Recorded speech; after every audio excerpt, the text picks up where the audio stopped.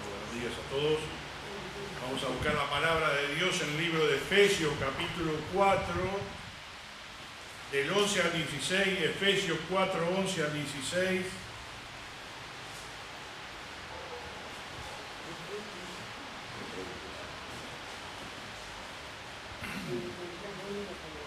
Efesios 4.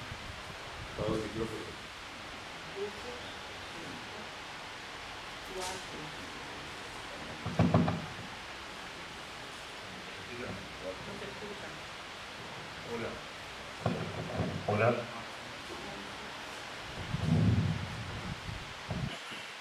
Efesios 4, 11 al 16.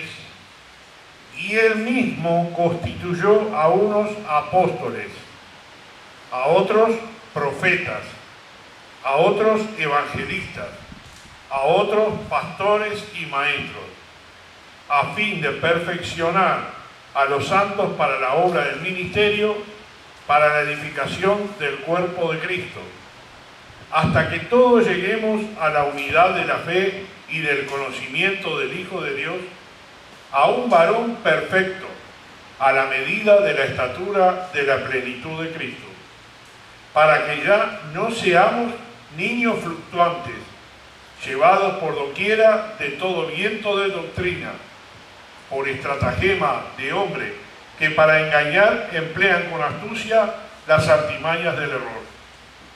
Sino que siguiendo la verdad en amor, crezcamos en todo, en aquel que es la cabeza, esto es Cristo, de quien todo el cuerpo, bien concertado y unido entre sí, por todas las coyunturas que se ayudan mutuamente, según la actividad propia de cada miembro, recibe su crecimiento para ir edificándose en amor. Oramos. Amado Padre que estás en el cielo, te agradecemos haber llegado hasta este punto de la reunión, abriendo la palabra y hablando, Señor, de las cosas que tú tienes especial para aquellos que son del cuerpo de Cristo. Bendice a la iglesia para que cada uno, Señor, entienda lo que vamos a hablar y tome también su decisión. Pedimos tu bendición en el nombre de Cristo Jesús. Amén. Vamos a hablar un poquito de lo que cada uno de nosotros puede hacer para edificar el cuerpo de Cristo. Ahí en ese pasaje leímos que hay varias categorías, y en diferentes categorías o en diferentes ministerios o en diferentes elecciones que el Señor llamó, todos tienen el mismo objetivo. Y el objetivo es edificar al cuerpo de Cristo para ir nutriéndose y crecer en la gracia del Señor. Así que exhortamos a la obra individual de cada uno de nosotros. Para muchos en el mundo religioso de la actualidad, el ser miembro de una iglesia es como mirar un programa televisivo. Prefieren ser espectadores mientras los demás participan activamente en la obra. Primero, el mirar la televisión requiere poco o ningún esfuerzo. Lo único que uno tiene que hacer es sentarse, mirar fijamente la pantalla y absorber las imágenes. Eso es ser un espectador. Esto es evidente por el tiempo que la gente pasa leyendo en comparación con el tiempo que pasa delante de un aparato, ya sea celular, televisor, lo que sea. La gente hoy día suele leer menos. ¿Les ha pasado a ustedes que de repente la lectura que ustedes están proponiendo leer es muy larga y la pasan por alto y no la leen? Lo mismo pasa de repente con los libros. Uno empieza un libro, pero parecería que es muy largo y no lo termina de leer. Y así sucesivamente el concepto va cambiando. La gente suele leer menos por la lectura que requiere un esfuerzo. El leer es un esfuerzo. El dedicarse a preparar es un esfuerzo que uno tiene que hacer. Y para leer es necesario concentrarnos y usar nuestro cerebro. Aún en la iglesia del Señor la gente prefiere ser espectadora para limitar su nivel de participación. El involucrarse en la obra de la iglesia requiere que uno dedique su tiempo, energía, y algunos no están dispuestos a hacerlo. La palabra de Dios, por otra parte, pinta un cuadro muy distinto a lo que son miembros fieles del cuerpo. Primero, tiene individuos que están dispuestos a hacer sacrificios para el crecimiento y la estabilidad espiritual de sus hermanos. Siempre les digo que hay que prepararse con tiempo. Preparar las alabanzas con tiempo, preparar la palabra con tiempo, la maestra tiene que prepararse con tiempo, la música tiene que prepararse con tiempo, y lo que requiere el esfuerzo muchas veces es pasado por alto. O no tenemos tiempo, o no queremos hacerlo, o ya estamos mecanizados a hacer algo que no nos esforzamos para mejorarlo. Los que edifican el cuerpo están contentos de poder entregarse a la obra del Señor porque prefieren ser participantes y no espectadores. En esta parte vamos a mirar varios principios que son necesarios para edificar el cuerpo de Cristo y cómo usted puede ayudar. Si usted es cristiano, puede tener la plena seguridad de que Dios no quiere que sea espectador, sino que sea participante, que pueda actuar de acuerdo a lo que usted está elegido o lo que a usted le gusta. ¿Qué significa la palabra edificación? La palabra hace referencia a acciones llevadas a cabo para el sano crecimiento espiritual del cristiano.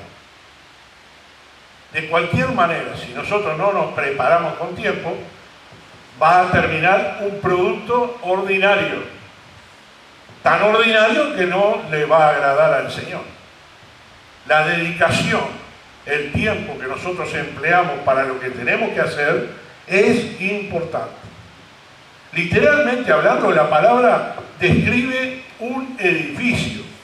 En Mateo 24:1, si quieren dejen el dedo ahí porque yo voy a volver a ese pasaje. Hay un versículo que la hermana Susana leyó ahora, que si el Señor no edifica, ¿no es cierto?, en vano trabajan los que lo edifican, la casa. 24:1. Cuando Jesús salió del templo y se iba, se acercaron sus discípulos para mostrarle los edificios del templo. Respondiendo él le dijo: ¿veis todo esto?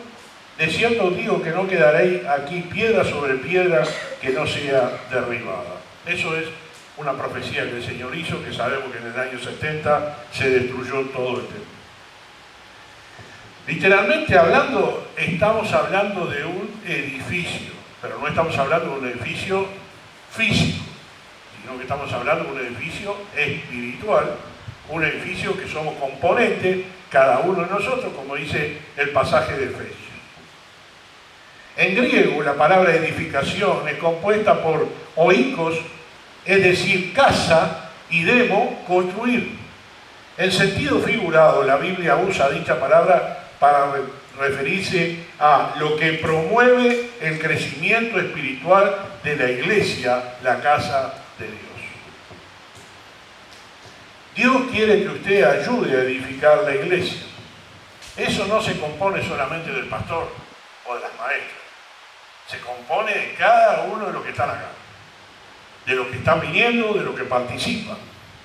Y ningún cristiano está exento de este trabajo.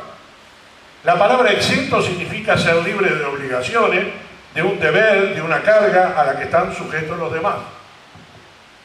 Los dones espirituales que gozaron algunos cristianos en la iglesia primitiva tuvo el propósito de otorgarnos lo que necesitamos para que cada santo ejerza un servicio y la iglesia sea edificada. En el versículo 11 que leímos de Efesios 4, y él mismo constituyó a algunos apóstoles, a otros profetas, a otros evangelistas, a otros pastores y maestros. O sea que el Señor repartió diferentes dones a los demás con un fin. Y el versículo 12 lo dice: a fin de perfeccionar, dice, a los santos para la obra del ministerio, para la edificación del cuerpo de Cristo. Usted aquí no está por casualidad y no está exento de responsabilidades. Todos tenemos responsabilidades. Y la responsabilidad nuestra, la primera es ser sanos, la primera es cuidarnos, la primera es servir al Señor de la mejor manera. Ya vamos a ir un poquito más adelante en ese punto. En los siguientes versículos podemos notar la acción individual de cada uno. Dice el versículo 13, hasta que todos lleguemos a la unidad de la fe y del conocimiento del Hijo de Dios, a un varón perfecto, a la medida de la estatura de la plenitud de Cristo, para que ya no seamos niños fluctuantes, llevados por doquiera de todo viento de doctrina, por estratagemas de hombres, que para engañar emplean con astucia las artimañas del error, sino que siguiendo la verdad en amor, crezcamos en todo en aquel que es la cabeza, esto es Cristo. Nuestra responsabilidad es someternos a la cabeza para que Él nos dirija a cada acción que nosotros tenemos que hacer. La primera cosa que podemos ver en este punto es no poniendo tropiezos a ninguno para que todos podamos crecer. Si quiere, deje el dedo ahí y me acompaña a Romanos capítulo 14. Romanos capítulo 14, versículo 13. Dice, así que ya no juzguemos más los unos a los otros, sino más bien decidir no poner tropiezo u ocasión de caer al hermano. Versículos 18 y 19. Porque el que en esto sirve a Cristo agrada a Dios y es aprobado por los hombres. Así que sigamos lo que contribuye a la paz y la mutua edificación. Debe agradar a su prójimo lo que es bueno. Ahí mismo en Romano, que usted tiene abierto, en 15:2, dice, cada uno de nosotros agrade a su prójimo en lo que es bueno para edificación. Varios versículos están hablando de la edificación, y no estamos hablando de un templo físico, estamos hablando de la iglesia, la que compone el cuerpo de Cristo. Lo que usted haga en la asamblea debe tener el propósito de edificar. Lo que yo estoy aportando, lo que estoy haciendo, lo que contribuyo es para edificar. La edificación se logra cuando todo el cuerpo bien concertado y unido entre sí por todas las coyunturas que se ayudan mutuamente, recibe su crecimiento para ir edificándose en amor. Eso dice el versículo 11 y 13. ¿Cómo se logra que todo el cuerpo funcione así? Por la actividad individual de cada miembro. Usted sabe lo que usted está aportando, sabe lo que usted está dando, el tiempo suyo, lo que sea, el aporte económico para la obra del Señor, usted sabe, es responsable delante del Señor. ¿Qué voy a hacer yo? ¿Qué participación voy a hacer en este cuerpo de Cristo? La palabra actividad es traducida del griego energía, la cual significa poder, fuerza, actividad. Y para edificar el cuerpo de Cristo es indispensable que cada uno de nosotros dedique tiempo y energía en dicho propósito. ¿Qué parecería si vengo con un mensaje común, sencillo, abro la Biblia y hablo por hablar, o voy detallando algunos versículos, sin preparación? No es el mismo resultado. Y me preocuparía venir de esta forma. La preocupación es estudiar, la preocupación es estar. Hasta que tengo el mensaje pronto, yo no estoy tranquilo en la semana. Hasta que tengo seguridad de lo que vamos a hablar, no estoy tranquilo. Y aún cuando no estoy preparándolo, vengo en la mente tratando de agregarle cosas o sacarle cosas para ir perfeccionando la lectura de la palabra de Dios y la predicación. La edificación del cuerpo no se logra con solamente desear o solamente con una acción, con actividad, es decir, con actividad, energía, dedicación de cada uno de nosotros. Usted tiene su trabajo particular. Si en su trabajo particular usted actúa sin preparación, actúa por el impulso, seguramente la cosa no le va a salir igual. Pero si usted se prepara, ya sea estudiando, preparándose para su actividad privada, seguramente las cosas le van a salir bien. Y al salirle bien, tiene buenos resultados. Y al tener buenos resultados, usted está satisfecho con el esfuerzo que hizo. Porque incursionó en horas de preparación o estudio o dedicación. Dos preguntas que usted debe contestar. Hoy, ¿qué puedo hacer yo para contribuir a la Iglesia de Cristo? ¿Cuál es mi participación en esto? ¿Qué me corresponde hacer a mí? Muchos tienen el objetivo de mirar al otro y decir, no, el otro no hace nada. Entonces yo tampoco lo hago. Algunos que pueden venir a limpiar dicen, no, pero los demás no vienen. Yo no voy a venir a limpiar porque los demás no vienen a limpiar. O si vamos a salir a evangelizar, no, sí ya hay algunos que lo hacen, yo no voy a ir. O si va el que me acompaña a hacerlo, y dicho sea el paso, el sábado próximo vamos a comenzar nuevamente la feria acá en Cerro Pelado. Ya tenemos ahí con Oscar preparados los folletos que ya están etiquetados. Vamos a etiquetar algunos más el miércoles, un rato antes de la reunión. Y vamos a hacerlo. Ya no pudimos hacerlo porque no tenía cómo conectarme con el hermano. Pero él, uno, que siempre está dispuesto a acompañarme y lo voy a aprovechar. Así que todo lo que quieran acompañar o hacer algo, vamos a empezar nuevamente con ir un rato. Y luego si volvemos a poner el puesto que teníamos antes que yo me enfermara, voy a hablar con la señora Rosario, a ver si ella me permite volver otra vez con el puesto. Y ustedes saben que teníamos un lindo puesto allí colocado para obsequiar Biblia y folletos y hablar de la iglesia. Eso es una parte importante. La iglesia tiene que salir a evangelizar, sí o sí. Una iglesia adormecida que queda solamente con los creyentes es una iglesia que no está cumpliendo el ministerio del Señor.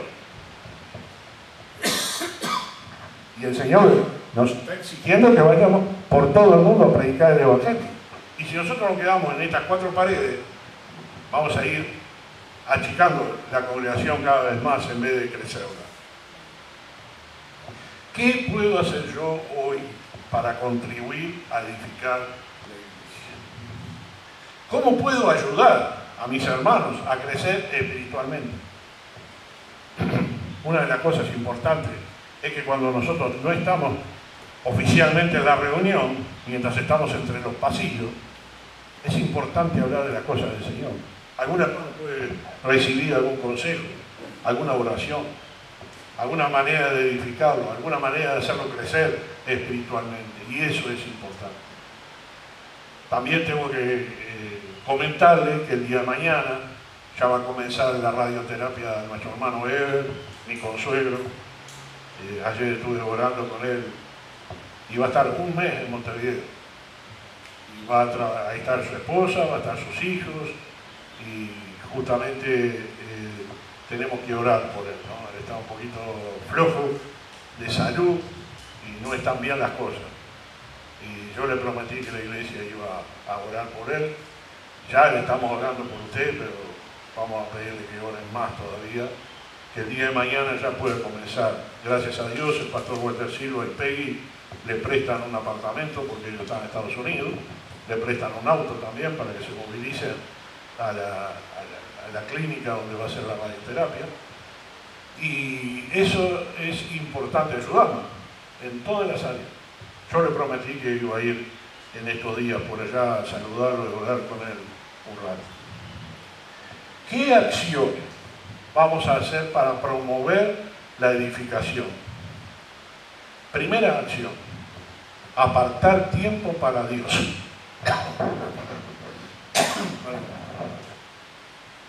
Apartar tiempo para Dios. Mire, sin preparación usted no puede salir. Yo podría agarrar un fajo de folletos y salir a la calle sin orar. Y seguramente no va a tener el mismo resultado. Pero si yo tengo tiempo para orar y para pedirle al Señor instrucciones en lo que voy a hacer, el Señor me tiene que ayudar. Estoy haciendo tu obra, Señor. Ayúdame, acompáñame. Y necesitamos salir afuera de nuestro círculo, de afuera de nuestro edificio. La razón por lo que algunos no contribuyen a la edificación del cuerpo no es porque no tengan la capacidad de hacerlo, sino porque les cuesta mucho apartar un tiempo para servir al Señor. Pueden tener actividades de todo tipo y color, pero cuando llega el momento de hacer algo, muchas veces tienen que hacer, muchas veces fuera de la voluntad del Señor, y no dedican el tiempo exclusivo a la obra del Señor. Si mi inversión solamente vivir bien, ganar plata, gastarla, comprar mis cosas, hacer mi diversión, movilizarme para hacer alguna otra actividad que no fuera la exclusiva de la obra, seguramente mi vida, mis frutos, no van a ser lo mismo. Ya sabemos que el que siembra va a recoger lo que está sembrando. Y si tú estás sembrando para vida eterna, si tú estás trabajando para vida eterna, si tú estás tratando de llevar adelante tu vida personal a los pies de Cristo y obedecer su palabra, y una de las mayores palabras del Señor fue que vayamos a buscar a los perdidos, no que nos quedemos sentados en la iglesia. Otros no edifican como deben porque están demasiado ocupados en otras cosas y por consiguiente la iglesia no crece normalmente, al contrario, decrece. Segunda acción, dice la palabra del Señor en Juan 13:34, dejen el dedo allí en ese pasaje de Efesios, por favor. Juan 13:34. Un mandamiento nuevo os doy, dice, que os améis unos a otros como yo os he amado, que también os améis unos a otros. Nosotros, como le mandó Cristo, el amor de hermanos, la fraternidad de hermanos, y como iglesia, tenemos que trabajar todos juntos. El dejar a alguien sobrecargado hará que tú estés más liviano. El que está sobrecargado, el que tiene más responsabilidades, va dejando a los demás a pie, porque no tienen la misma actividad. El trabajo tiene que ser en conjunto. El esfuerzo tiene que ser en conjunto. Dice la palabra del Señor, no nos pertenecemos a otros, no nos pertenecemos sino a Cristo, procurándose por sus hermanos, sirviendo a sus hermanos, ayudando a sus hermanos, soportando, dice la palabra del Señor. Para participar en la obra de Dios, lo indispensable es orar. Yo recuerdo bien siempre que cada reunión que teníamos antes de comenzar el culto, los siervos, diáconos, pastores, directores de música, estaban en la oficina pastoral orando. Todas las reuniones. En algunas oportunidades he tratado de hacerlo acá, con alguno que llega temprano y pedirle, vamos a orar. Porque la obra no es nuestra, la obra es del Señor. La iglesia no es nuestra, la iglesia es del Señor. Y este rebaño tiene que edificarse. ¿Y cómo se va a edificar si no hay el acompañamiento? O como decía el Salmo del Señor, trabajando en la edificación. Estudiar las Escrituras, observar los mandamientos y crecer en nuestra fe particular. Cuando comencé a narrarles esto, les dije que es una obra individual de cada uno. El aporte individual que cada uno está haciendo.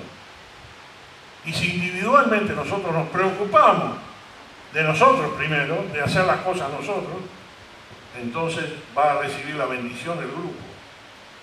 También se puede trabajar con diligencia, con gratitud, con amor y sirviendo y mirando hacia el mundo perdido.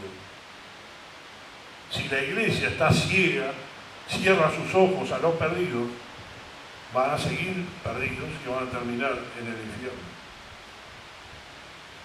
¿Cómo podemos participar entonces en la obra de Dios? Vamos a dar algunos puntos. arrepentirse y creer en el Evangelio. La palabra Evangelio sabemos qué es, ¿no? Buenas nuevas. La buena nueva de la venida de nuestro Señor Jesucristo por nosotros. Así que si no creemos ese Evangelio, no lo podemos participar. No lo podemos entregar. Tenemos que creer en ese Evangelio.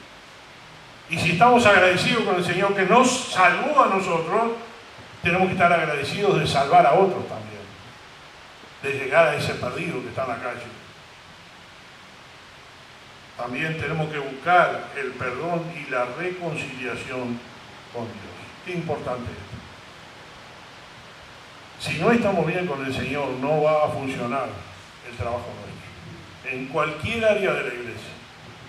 Si no tenemos una buena relación con el Señor, no va a funcionar. ¿Qué significa tener una buena relación con Dios? Bueno, tener nuestro corazón limpio. El otro día, el domingo pasado, hablamos del lavamiento de la palabra. Aquellos que tienen manos limpias, corazones limpios, por la palabra. Es la palabra la que nos limpia, es la palabra la que nos dio la salvación. En tercer lugar, vivir de acuerdo con las leyes del reino de Dios. Él puso mandamientos, Él puso ordenanzas, y nosotros tenemos que seguirlas. Cualquiera de nosotros que esté en alguna organización tiene un jefe.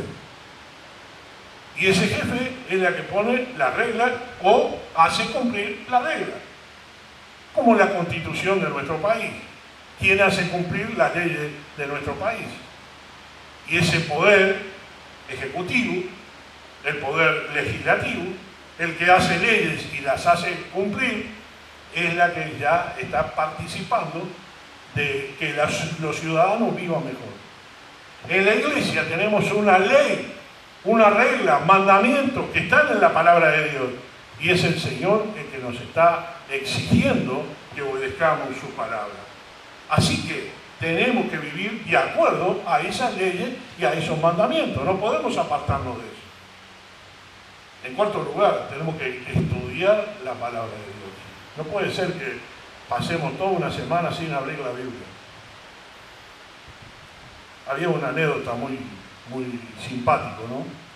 Dice que un pastor fue a comer en la casa de una familia y cuando se fue, la mujer se dio cuenta que faltaba una cuchara. Y dijo, wow, el pastor me robó la cuchara. Pasaron unos cuantos días, la mujer ofendida con el pastor porque le había robado la cuchara. Así que otra vez volvió el pastor unos días después y ella le reclama la cuchara. Y el pastor le dijo, traiga su Biblia. La mujer trajo su Biblia y lo primero que pasó es que cayó la cuchara de adentro de la Biblia. ¿Qué estaba pasando? Pasaron todos esos días y la mujer no abrió nunca la Biblia. Y esa es la lección que le quería dar el pastor. Yo no robé la Biblia, la cuchara. La cuchara estaba dentro de su Biblia, pero su Biblia usted no la abrió, porque habría visto que está la cuchara. Como esos anécdotas puede pasar mucho. No les voy a robar ninguna cuchara, a los que me invitan a comer. O sí, capaz que les voy a robar una trampita.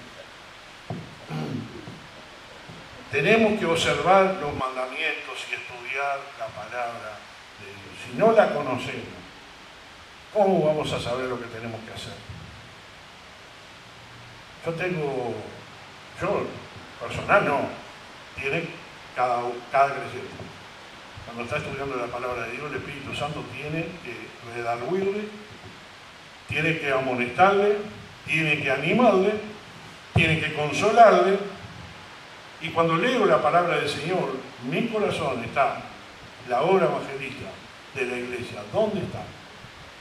Y me redarguye, me amonesta y me molesta, porque yo tengo que hacer lo que dice la palabra del Señor, no lo que dicen los hombres. Algunos creen que ya están predestinados para la salvación y van a venir.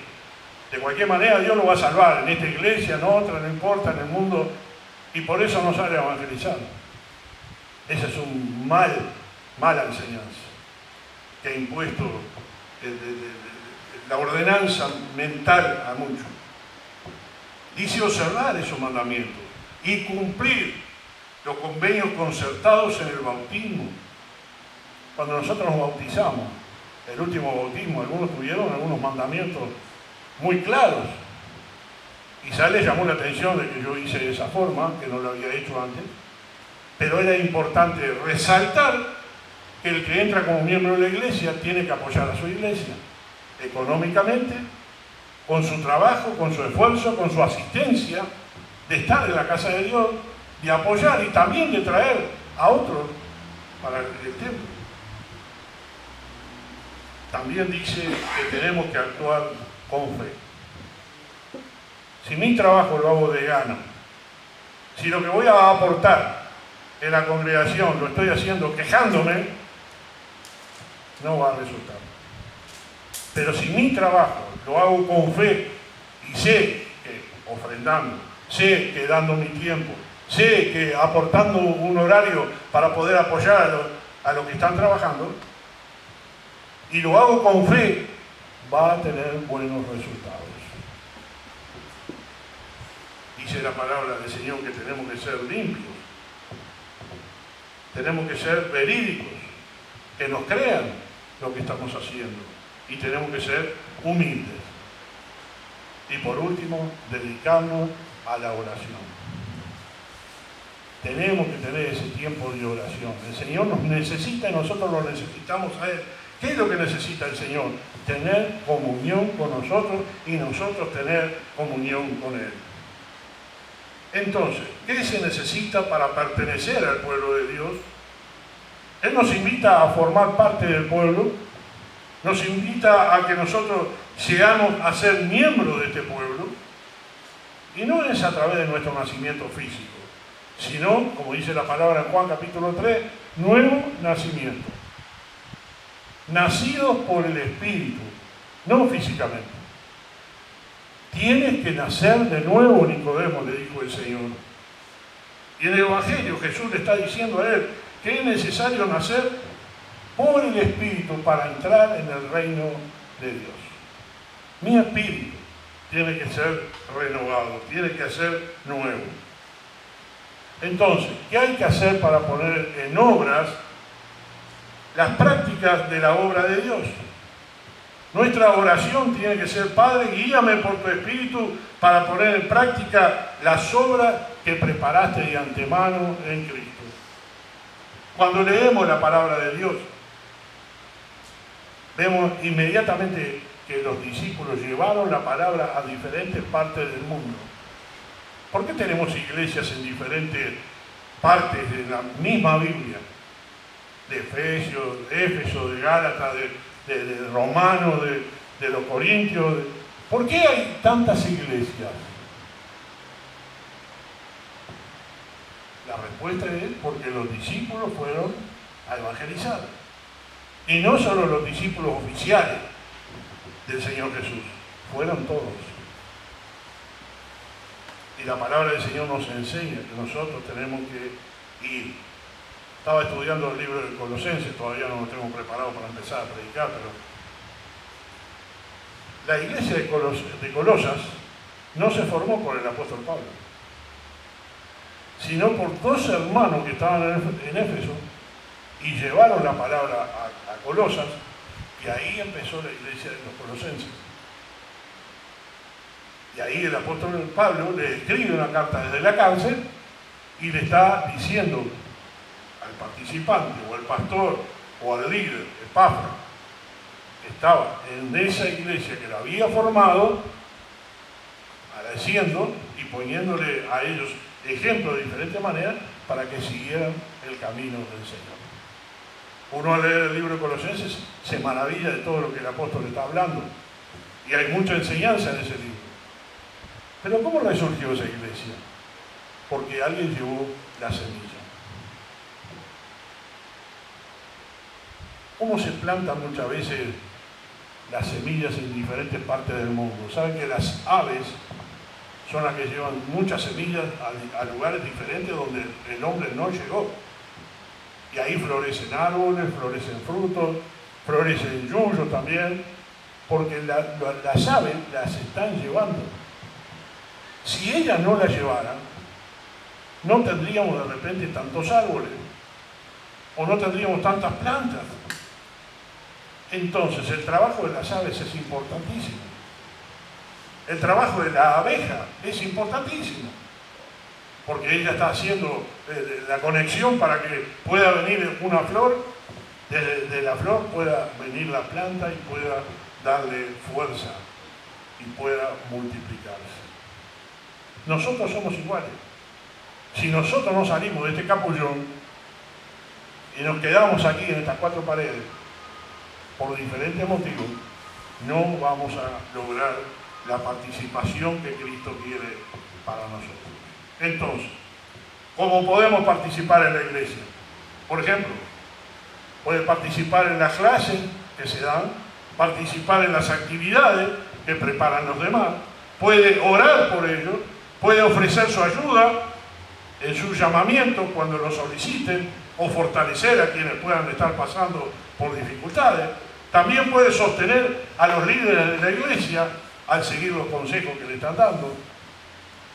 Todas las actividades de la iglesia necesitan personal. Y usted lo sabe. La pregunta es, ¿dónde está usted sirviendo en este momento?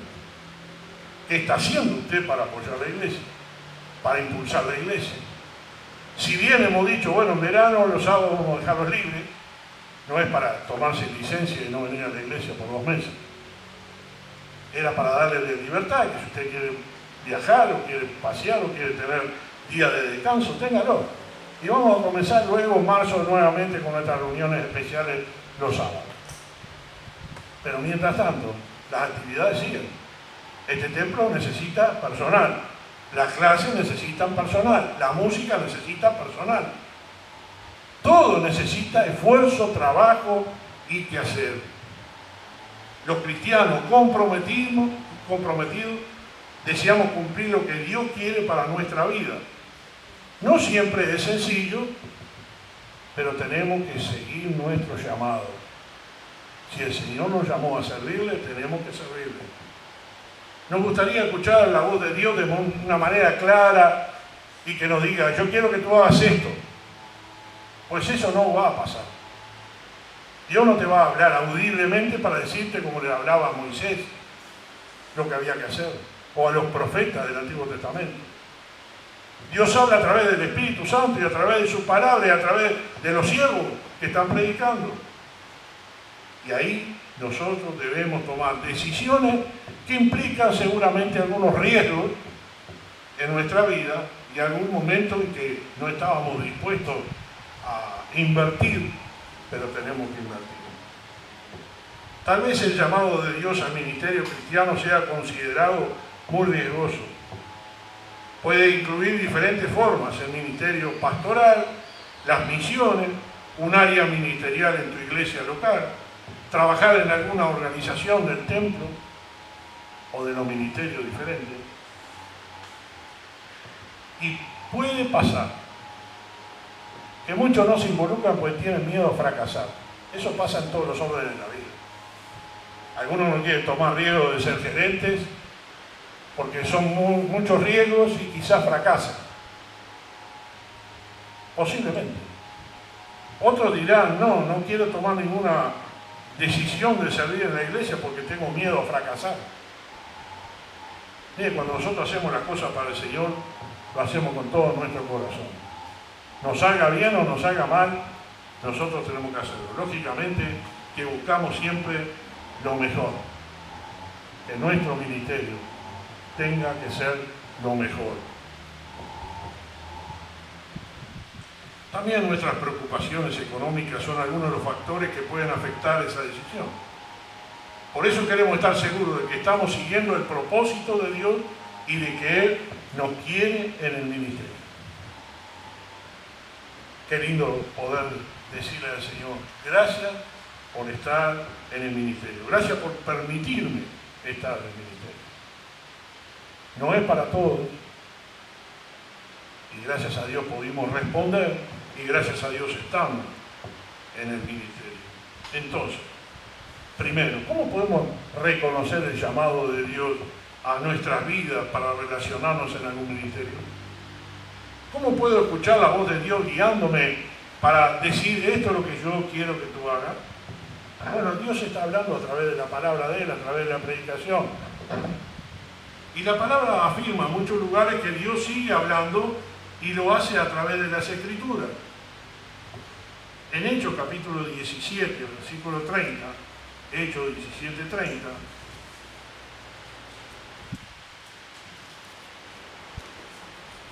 dice, pero Dios, habiendo pasado por alto los tiempos de esta ignorancia, ahora manda a todos los hombres en todo lugar que se arrepientan. Eso es un llamado directo de Dios.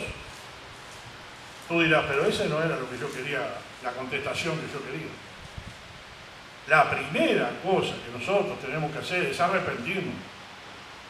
Es vivir una vida de acuerdo a la voluntad de Dios. Es aceptar a Cristo como nuestro Salvador personal. Y en segunda opción va a haber un llamado a algún ministerio o algún trabajo. Esta verdad debe darnos tranquilidad. Y la dificultad radica en que muchas veces nos cuesta reconocer la voz de Dios. De todos modos, partimos de la confianza de que podemos escuchar su voz, discernir su llamado a través de lo que nos está guiando la Biblia, la palabra de Dios. Y a partir de esa convicción, me gustaría compartir 4 principios que veo en la Escritura sobre la manera en la que Dios comisiona a sus siervos para una tarea especial. A pesar de que Dios llama a cada uno de una manera singular, es decir, no siempre ocurre de la misma manera, estos 4 principios se repiten en la mayoría de los llamados que Dios hizo en su palabra. Por lo tanto, si tú sientes que Dios te llama a involucrarse en alguna forma, en algún ministerio, estos principios bíblicos pueden ayudarte a evaluar si en verdad se trata de la voluntad del Señor para tu vida. Primero, Dios llama a los que están haciendo algo. La mayoría de las personas a quienes Dios llama a participar en su obra están cumpliendo alguna tarea en el momento de recibir la encomienda. Este detalle suele ser significativo para lo que tenemos que cumplir. Aunque hay muchos ejemplos en la Biblia, algunos serán suficientes para entender este principio del llamado de Dios. En el Antiguo Testamento vemos que Moisés estaba apacentando las ovejas de Yetro, su suegro, cuando Dios lo llamó a liderar su pueblo. Eso está en Éxodo capítulo 3, versículo 1. Gedeón estaba sacudiendo el trigo en el lagar cuando el ángel del Señor se le apareció y lo comisionó para librar a Israel. Eso está en Jueces 6:11. David estaba apacentando las ovejas de su padre cuando lo buscaron para ser ungido como rey. Está en 1 Samuel 16:11. Aunque las virtudes del liderazgo son importantes en el ministerio, es un gran problema aspirar a ser líder sin tener un corazón de siervo. Y en el Nuevo Testamento encontramos el mismo patrón. Los discípulos, ¿qué estaban haciendo? Algunos estaban trabajando y luego el Señor los llamó para seguirle. Por ejemplo, Pedro, Andrés, Jacobo y Juan estaban remendando las redes después de una infructuosa pesca de toda la noche. Lucas 5, 1 al 10. Se podría argumentar que incluso Pablo estaba cumpliendo una labor cuando fue llamado en el camino a Damasco. Hechos 9.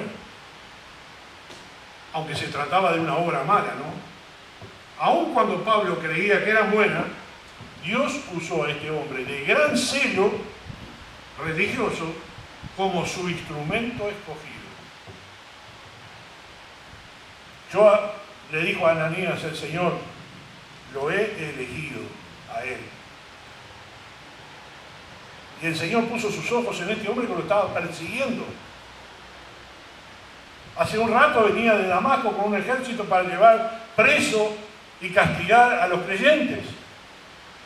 Y al poco tiempo él mismo siguió siendo un siervo del Señor porque sintió el llamado del Señor. Debemos recordar que el llamado al ministerio es un llamado al servicio, es decir, a trabajar. no es para pasarla bien, no es para que nos aplaudan, no es para estar cómodos. Entonces sería contradictorio que personas que no están haciendo nada, y de hecho la palabra siervo en el griego doulos es la que identifica a los ministros de Cristo. Estos son los siervos, los ministros del Señor. Aunque las virtudes del liderazgo son importantes en el ministerio, es un gran problema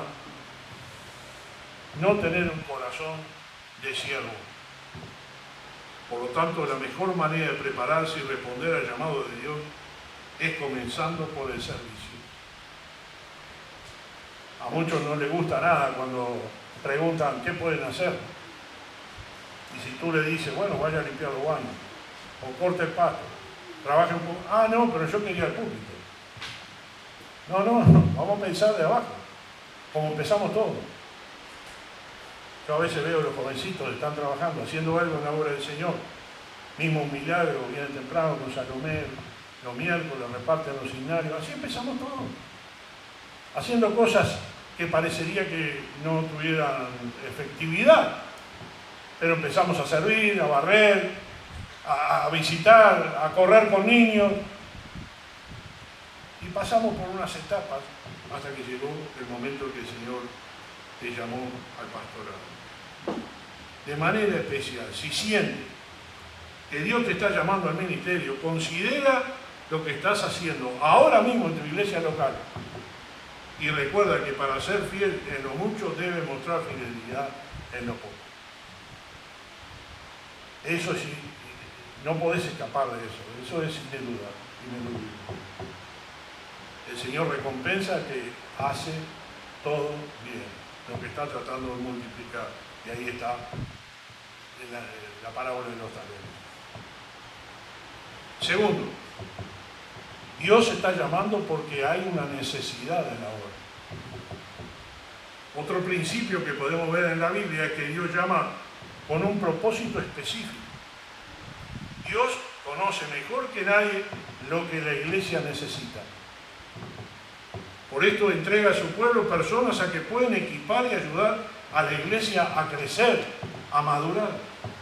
Y su plan y propósito buscan que todos lleguemos, como dice en Efesios, a la estatura de la plenitud de Cristo. Por eso Él instituyó de forma, de oficio, que lleven a cabo esta función. Y ahí vemos la lista de todo lo que pasó. Entonces, si Dios te está llamando al ministerio cristiano, ya sea como pastor, maestro, evangelista, puedes estar seguro que Dios quiere que cumplas esta misión para equipar a la iglesia. Necesitas estar en el proceso. Y todo proceso tiene su esfuerzo y su trabajo. No creo que en el trabajo donde tú estás ahora, directamente desde que no hiciste nada o entraste al trabajo, pretendiste la gerencia general. Si la pretendiste, ¿qué te dijeron? Empezá desde abajo. Le decimos los uruguayos pagar el derecho de piso. Cuando uno entra a un trabajo y es el nuevo, tiene que pagar el derecho de piso. A veces los compañeros le hacen broma porque es el primero, es la primera vez que entra o algo lo demás, pero hay que pagar el derecho de piso. Y uno lo hace trabajar en cosas ordinarias, pero poco a poco ven su fidelidad y van creciendo, le van dando mejores puestos hasta que puede llegar a la gerencia general. Entender esto nos va a ayudar a conocer el llamado de Dios con una motivación sincera. Y es una pena que muchos vean en el ministerio una oportunidad para alcanzar fama, dinero, influencia sobre otros, etc. Por eso debe haber un filtro. Nuestras motivaciones y nuestras aspiraciones con la certeza de que el ministerio es un llamado a equipar a otros y servir a otros, nuestros dones y nuestro servicio. Es para los demás, no es para nosotros. Por otro lado, si tenemos claro que Dios nos está llamando al ministerio para suplir las necesidades de la iglesia, es más sencillo discernir a donde nos guíe el Señor. Por ejemplo, si tu iglesia tiene un equipo de líderes, es posible que Él quiera verte sirviendo, acá o en otro lugar, pero te quiere ver servir, porque Él necesita líderes, y eso es importante. De todos modos, siempre expresa lo que siente y ora antes de tomar decisiones. Tercero, Dios llama en su tiempo perfecto. Dios es omnisciente, conoce todas las cosas de manera perfecta, por lo tanto sabe los momentos adecuados para intervenir en la historia de sus hijos. Cuando Dios está llamando, puedes estar seguro de que es el momento adecuado para responder con fe y en obediencia. El ejemplo por excelencia es el de Moisés. Por su posición y su historia personal, durante sus primeros 40 años de edad, tal vez él creyó ser un líder entre sus hermanos hebreos en Egipto. Empezó a actuar según su criterio y un día quiso mediar entre dos israelitas y mató a un egipcio. Esa fue una decisión personal, podríamos agregarle, equivocada, en un momento inadecuado.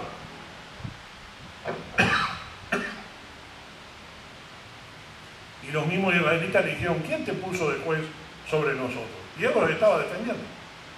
O sea que la causa de Moisés era una buena causa según Moisés. Y según Moisés, si él sentía amor por su pueblo, ¿por qué él actuó de esa forma?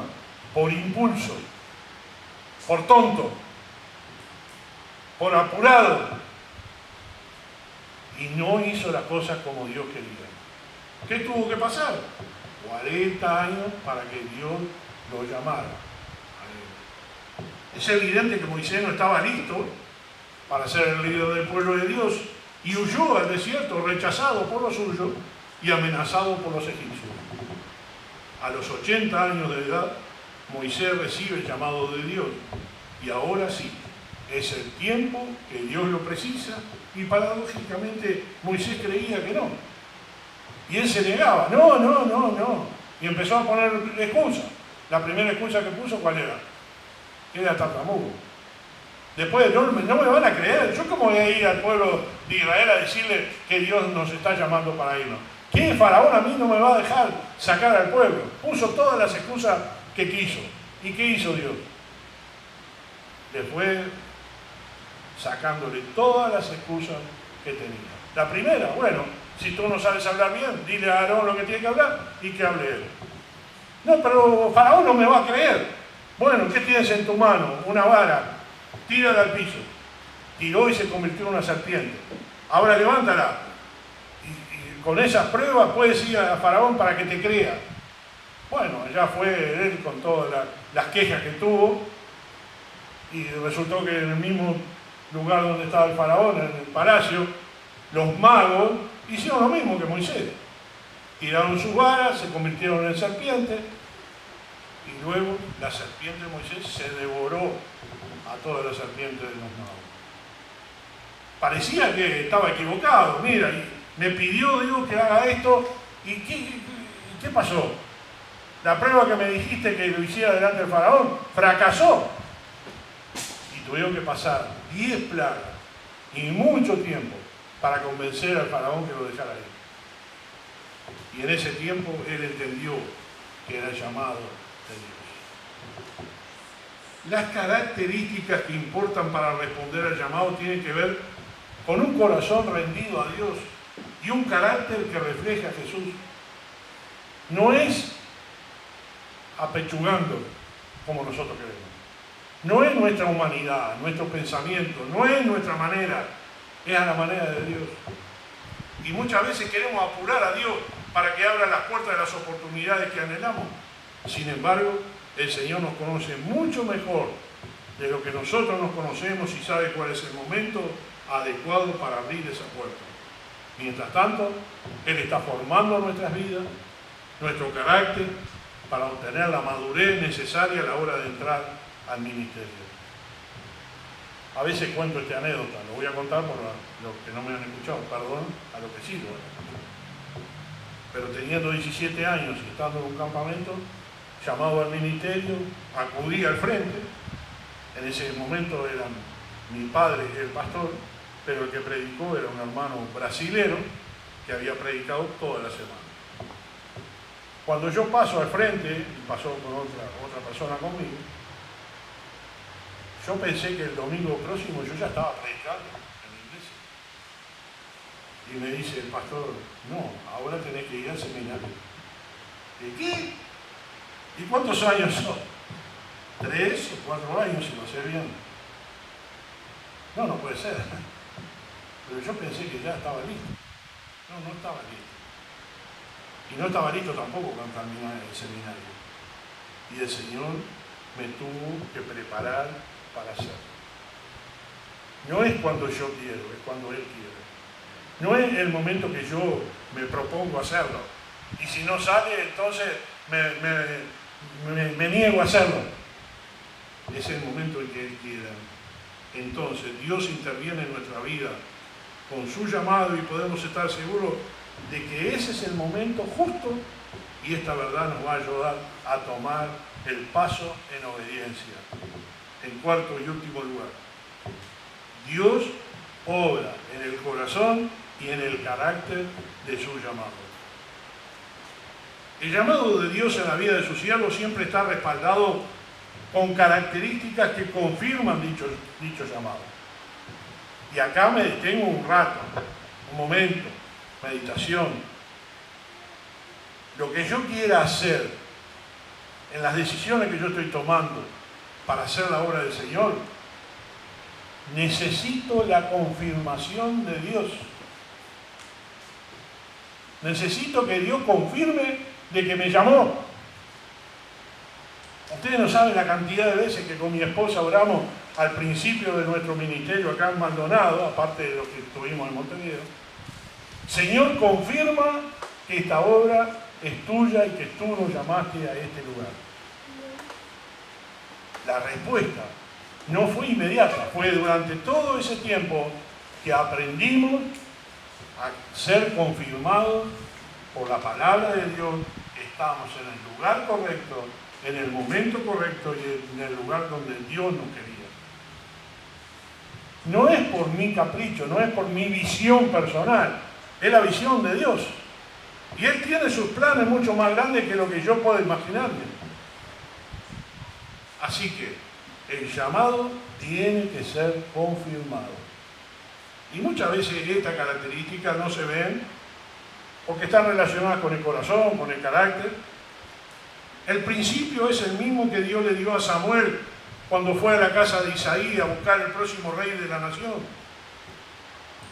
Cuando fue allí a donde estaba el papá de David y pasó uno de los muchachos más grandes, el hermano de David, un hombre muy bien preparado, esbelto. Y Samuel lo vio y dijo, este es el elegido. Y Dios le dijo, no, no es este el elegido. Y vino el otro hijo, este es el elegido. No, no es este el elegido. Porque Dios no mira el parecer, Dios está mirando el corazón. Pasaron todos los hermanos de él y Samuel le dice a Isaí, ¿no tienes más hijos? ¿Quién le contestó? Ah, sí, el más chico que está cuidando la oveja, ya. Pues llámalo. Y allá fueron desganados a buscar a David. Y cuando David se presentó frente a Samuel y Samuel lo vio, ¿qué le dijo Dios? Este es.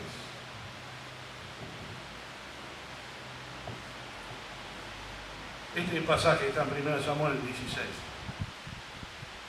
Dios no ve lo que el hombre ve,